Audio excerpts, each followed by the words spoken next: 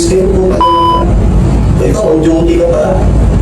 Mga kababayan, paano kung ang dapat nagpoprotekta sa'yo, sila pa ang magpapahamak sa'yo? Pag ako naka-enkwento rin, takin na kayo. Naka-informe ka pa naman. Duty ka, ikaw duty ka rin? Ha? Ikaw? Ha? Outgoing? Kapata-bata mo serbisyo, 2020-01. Malatuwa. Balikan natin ang isang nakakagulat na insidenteng ito na kung saan ang mga pulis na huling pumasok umano sa isang bahay hindi para mag-issue ng arrest warrant kundi para pagnakawan ang may-ari ng bahay. Yan natin ang kasigaan ng mundo ninyo. O bakit nagawa mo to? Anong nangyari? At bakit nagawa mo? O ikaw, pasabi-sabi ka kanina na wala kang alam. Ikasama ka pa lang pumasok doon. Nakutado ka. Anong masasabi nyo rito? Yung papasok ka sa loob ng bahay na walang search warrant is already illegal kasi ano pinagsasabihin nyo dyan? May nalalaman pa kayong 9165 kung sa mga kita papasok ng bahay, ang tatargeted ball. Puntang na. Gano'n na yung eskalawag ng polis lumita. Tara, panoorin natin ang buong kwento. Sir, how about your stern warning, sir, para sa mga makilan-ngilan pa dyan, sir, na nagbabalak o ano, sir? Well, ito, warning ko ulit-ulit. Sa mga members ng any law enforcement agency, okay? Ako na nagsasabi sa inyo, good for you pag nabuhay ka. Pero pag ako nakikwento mo, ang ina, you will die.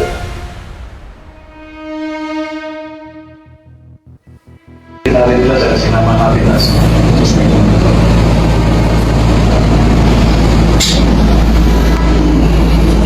Gawin mo. Ito. 2020-01. Kabago-bago sa serbisyo. Ha? Ang ng bata. Full dapper. O ikaw. Kayo ha, kumakain na kayo ha. So, kung makakalusot kayo sa kaso ito, sinasabihan ko kayo ha. Mag-isip-isip kayo mabuti sa sinabi ko. Naintindihan ninyo. Pulis kayo, hindi tayo all-dapper. Ha? Tangkado kayo. Yun ba yung tangkado? Yan ang mahirap sa atin eh. Masyado tayong ano eh. Ikaw ba asawa mo? Ilan na ako? O bakit nagawa mo to? Anong nangyari? At bakit nagawa mo? O ikaw, pasabi-sabi ka kanina na wala kang alam. Ikasama ka pa lang pumasok doon. Ayon sa ulat, ilang pulis ang pumasok sa isang pribadong bahay na wala umanong malinaw na legal na proseso. Walang malinaw na warrant, walang sapat na paliwanag. Ano ka? Ba? Yung papasok ka sa loob ng bahay na walang search warrant is already illegal kasi ano pinagsasabihin nyo dyan? May nalalaman pa kayong 9165 kung masyado ninyong inabuso yung anti-drugs na yan. Check. Meron pa droga daw? O anong search warrant pinagsasabihin nyo? Ano? Ha?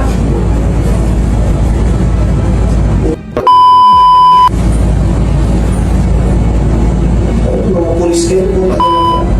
Ikaw, on duty ka pa.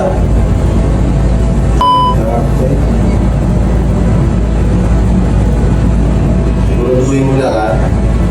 Kapag makalabas kayo ha. Yung choices na sinabi ko sa inyo. Yan, pare. Ikaw, di ba sa inyo? Agad itong umani ng galit mula sa mga residente at netizens. Dahil malinaw sa batas, hindi basta-basta pwedeng pasukin ang bahay ng isang tao na wala kang sapat na dahilan. Nasaan yung isa na pa rin? Nasa ospital? Sa hotel po rin. Buti nga, buhay kayo tatlo. Pag ako naka-enkwento rin, I don't care.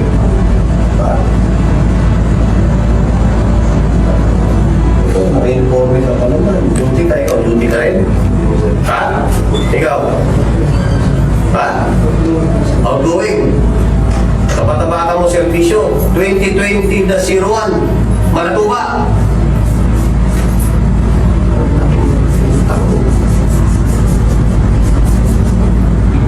Tandaan niyo sinasabi ko, pag kayo makalabas dito, bantay ka kayo sa akin. Tandaan ko yan. Yung choices na sinasabi ko. Hindi natin ang kasigahan ng ulo niyo.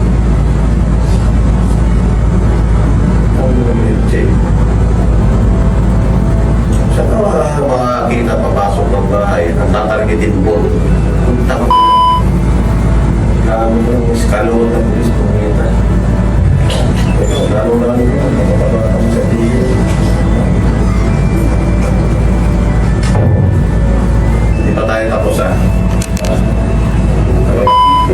Mga kababayan, tandaan natin, sa ilalim ng 1987 Philippine Constitution, protektado ang bawat mamamayan laban sa illegal search and seizure. Ibig sabihin, kailangan ng warrant, kailangan ng tamang proseso, kailangan ng legal na basehan. Detalye po, paano sir na-arrest ko itong tatlong police sir? Well, ito kasing mga tarantado to, no? They entered the house, and immediately, nung lumabas sila ng bahay, tangayin na yung loot o yung pera na nakuha sa vault, nagkukulipas ng takbo yung nasa loob ng bahay. And fortunately, may nadaan silang pulis na malapit, so immediately responded to the call of assistance.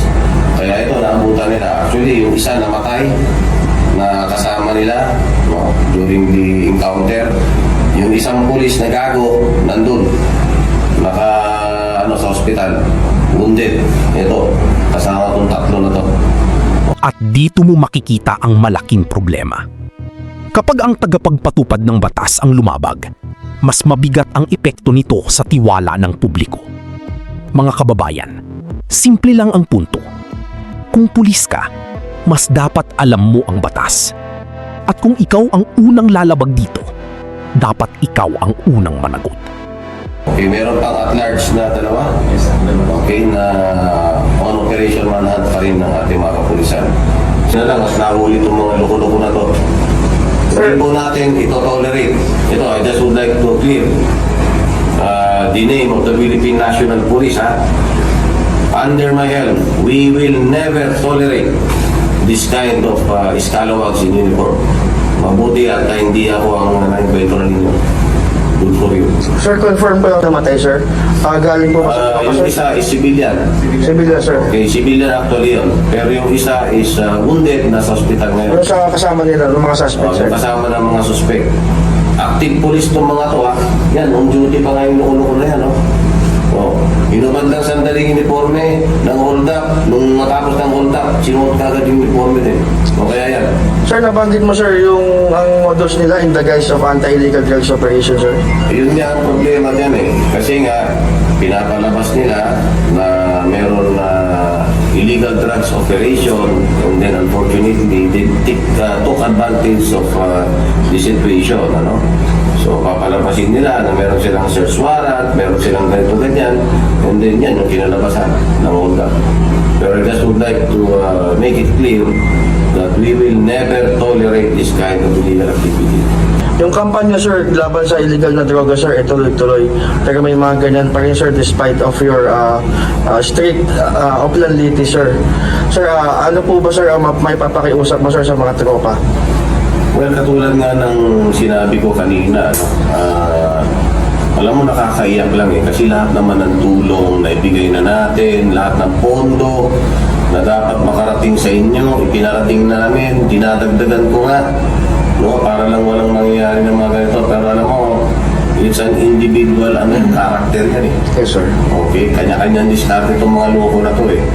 And sabi ko nga, in-account din naman daw sila kanina. Kaya nga sabi ko, bakit kailangan ninyong gawin yan? Hindi ko alam for any other reason. Siguro nasilaw sa pera. Sir, how about your stern warning sir para sa mga makilan-ngilan pa dyan sir na nagbabalak o ano sir?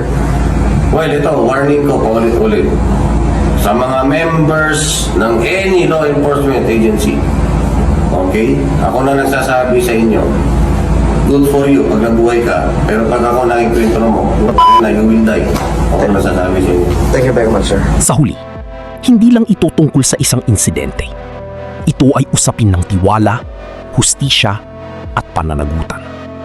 Dahil ang batas ay hindi lang para sa ordinaryong mamamayan. Para ito sa lahat.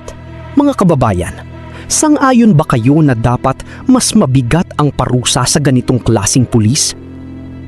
Ako nga po pala ang Kuya Jenyo na palaging nagpapaalala sa inyo na dapat alam mo to.